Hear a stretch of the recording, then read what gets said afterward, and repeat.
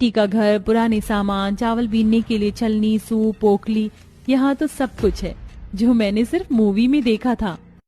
अपने पुराने जमाने के ससुराल को देख पूजा को बड़ी खुशी होती है। कुछ ही देर में वो रसोई में जाती है जहां उसे मिट्टी का चूल्हा, मिट्टी का बर्तन, मिट्टी की दीवारें, आटा, गेहूं, चावल रखने के लिए मिट्टी के बड़े बड़े कंटेनर होते हैं। पूजा, ये है हमारी रसोई। कल तुम्हारी रसोई है तो सुबह जल्दी उठ जाना, घर में सब सूरज उगने से पहले खाना खा लेते हैं। जहां कविता अपनी देवरानी को अपना घर रसोई दिखाती है तो वहीं शांति अपनी बहू का गृह प्रवेश करवाती है और बबीता अपनी देवरानी को रसोई दिखाती है जहां जरूरत की सारी इलेक्ट्रॉनिक चीज रखी थी, चाहे वो इंडक्शन हो या फ्रिज। मेरा ससुराल कितना एडवांस है, बिल्कुल नए जमाने का। यहाँ तो oven, induction, mixer, air fryer, रोटी मेकर, हर तरह की चाकू, चॉपिंग बोर्ड, ग्रिल जैसी सारी फैसिलिटीज हैं।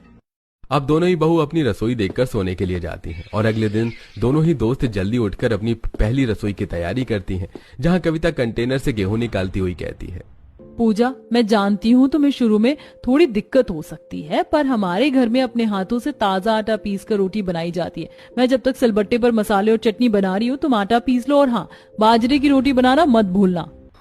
कविता के कहने पर पूजा हाथ चक्की लेकर उसमें गेहूं डालकर आटा पीसने लगती है और कुछ ही देर में आटा पीसकर मिट्टी का चूल्हा जलाती है और मिट्टी के बर्तन पर खाना बनाना शुरू करती है। मैंने आज से पहले कभी मिट्टी का चूल्हा नहीं जलाया, इसलिए इतनी खांसी हो रही है। दीदी, आप रोटियां सेक लो, मैं बाजरे की रोटी बनाने के लिए आटा लगा लेती हूँ। पूजा को खांसी होने लगती है, इसलिए कविता खाना बनाने में उसकी मदद करती है। तो वहीं रसोई में जब निशा पास्ता बनाने की तैयारी कर रही होती है तो सब्जी काटने के लिए वो चाकू का इस्तेमाल करती है। अरे, कब तक चाकू से इतना बारीक सब्जी काटोगी? सब्जी काटने के लिए मशीन रखी है ना। अरे, मैं तो भूल ही गई थी, मेरे ससुराल की रसोई तो नए जमाने की है। बबीता के कहने पर निशा सब्जी काटने वाली मशीन का इस्तेमाल करती है और कुछ देर में नॉन स्टिक तवे पर डोसा बनाती है। नॉन स्टिक पैन की बात ही अलग है, सब कुछ बनाना कितना आसान होता है। मैं सोच रही थी कुछ वेजिटेबल रोल बना लूं, उसके लिए एयर फ्रायर ठीक रहेगा। इतना बोलकर निशा डोसा बनाने के बाद वेजिटेबल रोल बनाती है और फिर पिज्जा बनाने के लिए पहले पिज्जा डॉ तैयार करती है और बारीक कटी सब्जियां और पिज्जा सॉस लगाकर उसे माइक्रोवेव में बनने के लिए रख देती है।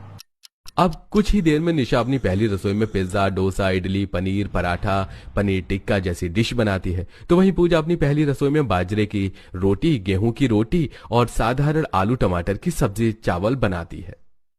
सब कुछ सही है, पर लस्सी तो तुमने बनाई नहीं। माँ जी आए उससे पहले लस्सी बना लो।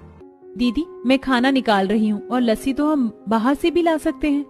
नहीं पूजा, यहाँ सब कुछ हमारे घर में खुद बनाया जाता है, दही भी और लस्सी भी। मटके में दही जमी हुई है, तुम लस्सी बना लो। कविता के कहने